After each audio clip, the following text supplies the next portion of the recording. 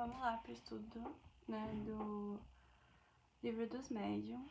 Eu fiquei um tempo sem estudar, sem gravar vídeo de estudo, sem estudar não, eu tava estudando, então eu já tô no capítulo 11, né, no meu estudo. Mas pra não perder a linha, né, de raciocínio aqui dos vídeos, então eu vou continuar da onde eu parei, mas vou falar bem mais por cima, né. A 12ª é se a gente deve ter medo dos lugares assombrados por espíritos. Não, a gente não deve ter medo, a gente tem que ter medo de quem tá encarnado, porque os espíritos vão assombrar. Primeiro que se ele quiser te assombrar, ele vai te assombrar onde ele quiser, e não nos lugares assombrados por espíritos. Né? Racionalmente, não faz sentido que a gente tenha medo desses locais, porque o mais que ele vai fazer é aparecer, passar de um lado pro outro, deixar cair uma lâmpada, sei lá, quebrar um vidro, mas nada disso vai te machucar, vai te ferir, né, de forma que haja necessidade de sentir medo. Mas a gente sabe que, na verdade, a gente tem medo, sim, né? Ninguém tá afim de tá de boa e o vidro quebra, é uma coisa que assusta. Mas não há, de fato, risco ou perigo num lugar assombrado, sabe? Tipo, por espíritos. Não existe motivo de que realmente te coloque em perigo a ponto de o medo serve para que tu possa sair do perigo. E nesse caso não tem perigo, então não tem por que sentir medo. Existe algum meio de expulsar esses espíritos? Existe oração, né? Elevar o teu pensamento, tu sair da vibração daquele espírito. Então, normalmente, esses locais assombrados, eles vão estar assombrados por quê? Porque é que tu vai perceber a assombração? Pela tua vibração. Tu vai te conectar, tu já vai estar com medo, tu já vai estar propenso a se assustar e a perceber a aparição dele. Porque muitas vezes tem locais onde tem espíritos se manifestando, só que porque as pessoas não estão nem aí, elas estão ocupadas com a vida delas, elas vai cair alguma coisa, vai quebrar um vidro, quebrou, foi um passarinho, foi isso, e não vai dar bola. E então, a forma de tu afastar esses espíritos é tu não dar bola pra eles. Se tu ignorar, ele vai perceber que não vale a pena ficar assombrando aquele lugar e ele vai embora, né? Ou faz uma oração por ele também, principalmente isso, fazer uma oração, ignorar e fazer oração. Deus, amigos, irmãos, que possam estar afastando, né? Porque se tu não tem condição de... que possam, se for por ajuda, que auxiliem, se for pra incomodar, que tu não... se tu não sentir... se tu não te incomodar, ele não vai conseguir o objetivo dele e vai seguir a vida dele. Só que tem que cuidar. Aqui, ó. Entretanto, existem pessoas muito boas que vivem às voltas com as discípulas dos maus espíritos. Por quê? Então, se o ideal é melhorar a vibração, por que pessoas com uma vibração alta podem ter. Pode acontecer isso? Então, ele fala, pode ser. Primeiro, que se elas forem realmente boas, isso pode ser apenas uma prova, né? Porque aqui a gente tá no mundo de provas e expiações. Então, ela pode ser boa agora. Mas ela pode ter feito alguma coisa que a consequência nesse momento é ela estar em um local, né, rodeada desses espíritos. Mas se ela sendo boa, provavelmente que logo ela consiga afastar isso dela, né, de perto dela. O que se deve pensar da eficácia do exorcismo para expulsar os maus espíritos dos lugares mal assombrados? O exorcismo, ele mais atrai espírito que gosta de se divertir do que de fato afasta, né? Então ele fala que se tu já viu um exorcismo, tu vê que isso não funciona, né? Principalmente nos filmes de exorcismo, o que acontece no exorcismo, além de toda a assombração que tá acontecendo, ainda o padre que tá lá tem demônio, todo mundo que tá lá acaba se ferrando junto. Então o exorcismo não é um método de lidar com esses espíritos, né? Então, o exorcismo é uma coisa que atrai esses espíritos, eles gostam, eles se divertem com o que tá acontecendo, eles acham engraçado que as pessoas estejam ali dando tanta atenção pra eles naquele momento. Não é o que eles querem atenção. Eles querem se divertir às custas, né, do medo dos outros. Então, o exorcismo é uma coisa que, na prática, não é mais piora do que ajuda, né? E aí já tem o início do capítulo 10. O capítulo 10, ele fala da natureza das comunicações. E ele vai dividir as comunicações dos espíritos com a gente em 4, né? As grosseiras, que são mais chocantes, elas vêm de espíritos de uma elevação muito baixa e que ainda não. Eles ainda se envolvem muito com a impureza da matéria, então vai ser aquele que tá ainda muito pensamento de vingança, de morte, de assassinato, de tudo aquilo que é de baixa elevação é aquilo que ele vai se envolver e a comunicação dele vai ser baseada nisso. Então vai ser obscena, arrogante e até mesmo pode desestimular a fé. Então pode estar falando assim, Deus não existe, porque, sabe, tudo o contrário, tudo que tu ouviria de uma pessoa baixa, de uma pessoa que comete atrocidades, é esse tipo de comunicação. As comunicações fúteis.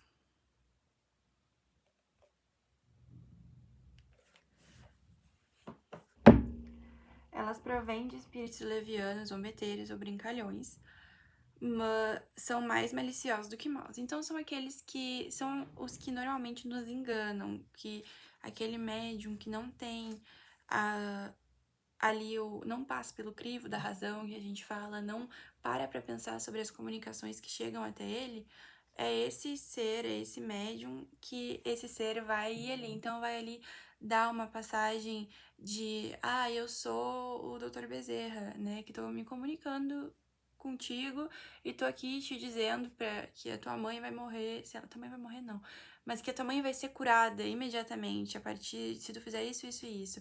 Aí a pessoa muito impressionada pelo nome vai ali e, ai, mãe, vai ser curada. Aí aquele espírito só vai se divertir com essa situação, porque uma pessoa que tá ali prestando atenção mesmo na comunicação, muitas vezes não vai ser por mal, tá? Mas ela vai entender que o Dr. Bezerra de Menezes nunca vai chegar e falar, vai dar a cura para alguém, né? Ou vai dizer, vai fazer previsões. Enfim, são esses espíritos muitas vezes que vão estar acoplado com essas pessoas que fazem previsões do futuro. Então, não é porque tem alguém se dizendo vidente, falando, eu recebi um comunicado. Ela pode estar recebendo um comunicado. A questão é, da onde vem esse comunicado? Por que esse comunicado merece a minha atenção, né? Eu devo acreditar nisso? Do mesmo jeito que seriam os falsos profetas. Seria aquela pessoa que vai ali, fez um curso técnico e vem falar no nome do médico. Não que quem faça curso técnico não tenha capacidade de entendimento, mas tu vai pôr uma pessoa que fez um técnico de enfermagem para fazer uma cirurgia no cérebro de uma criança? Não vai. Essa pessoa precisa ter mais conhecimento, precisa ter mais estudo, precisa ter um conhecimento específico para poder falar sobre isso ou fazer isso. Então é a mesma coisa esses espíritos da comunicação fútil.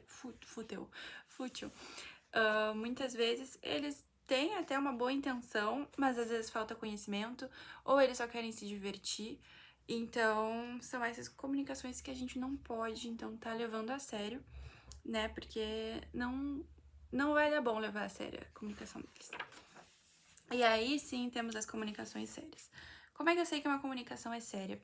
Por aquilo que fala, vão ser de espíritos mais elevados, espíritos que estão procurando o bem daqueles que estão recebendo a comunicação. Então, pode ser que essa comunicação séria venha de um ser que não tenha tanto conhecimento, mas tem uma moral elevada, tem um coração bom, tá procurando passar energias positivas. Então, por isso que a gente tem que tomar cuidado mesmo assim com o que ele falar, porque ele pode falar com uma boa intenção de algo que ele ainda não tem conhecimento e acabar confundindo. Mas isso não faz com que a comunicação seja fútil, ela só não tem ali a informação certa, mas o sentimento de amor, de caridade, de carinho, ela pode estar passando nessa comunicação séria. Então, ela vai ter algum objetivo útil, né? Ela vai ter alguma utilidade. Mas isso não quer dizer que ela seja isenta de erros, né? Porque nem todos os espíritos sérios são igualmente esclarecidos. Mas então é aquela comunicação, uma mensagem de carinho, de amor que tu pode receber, uma mensagem de incentivo, ela sempre vai ter um objetivo. E aí tem as comunicações instrutivas. Essas sim são mais sérias, são mais difíceis de conseguir, porque elas necessitam de uma. Como é que é a palavra aqui? Ela precisa de um tempo, ela precisa ser frequente, essa é a palavra que eu queria. Ela precisa de uma frequência de comunicação.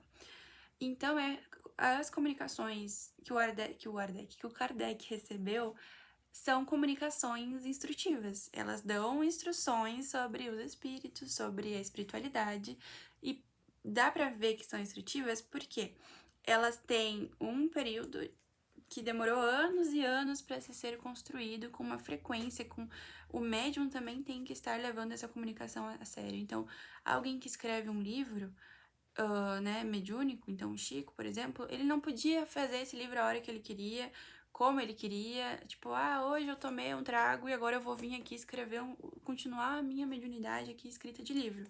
Um espírito sério que vai passar algo instrutivo, ele não vai fazer uma comunicação com alguém nessa situação, ele não vai conseguir nem se conectar com essa pessoa. Então, por isso vai ter que ter um horário, vai ter que ter um dia específico. Então, essa comunicação instrutiva é como se fosse vai depender também da elevação, de como tá a mente daquele médium naquele momento. Então, ela tem muitos outros fatores que são necessários para que ela possa se dar. E ela precisa de tempo. Então, não vai ser uma vez, vai ser uma semana ali, aquela comunicação, e depois nunca mais. Porque ela vai precisar de tempo para que tu consiga comprovar realmente que aquilo é verdade. Porque um espírito consegue se comunicar sempre daquela mesma forma, é provavelmente o espírito mais evoluído, porque se ele não for evoluído, ele não tiver condições de passar uma instrução, em algum momento ele vai resbalar ali no que ele tá falando e vai dizer alguma coisa que não é verdade. Então é que nem eu me infiltrar num. Tô ali no exemplo do médico hoje. Me dizer assim, hoje eu sou médica, né? Eu pode até ser que eu passe um dia, uma semana como me passando por médica. Mas um dia eu vou deixar escapar alguma coisa que eu vou falar que qualquer médico sabe que aquilo não é verdade. Então, se tiver alguém prestando atenção no que eu tô falando, vai conseguir perceber que por mais que eu use termos médicos, palavras bonitas, eu não sei a fundo aquilo e eu vou deixar passar e vai dar pra ver que eu não sou médica. Então, é a mesma coisa em relação às comunicações instrutivas. Então, o capítulo 11 é sobre sematologia e tipitologia, e aí eu vou fazer outro vídeo depois, né? Esse aqui é só um vídeo de atualização dos estudos para que eu possa seguir estudando depois devagarinho de novo.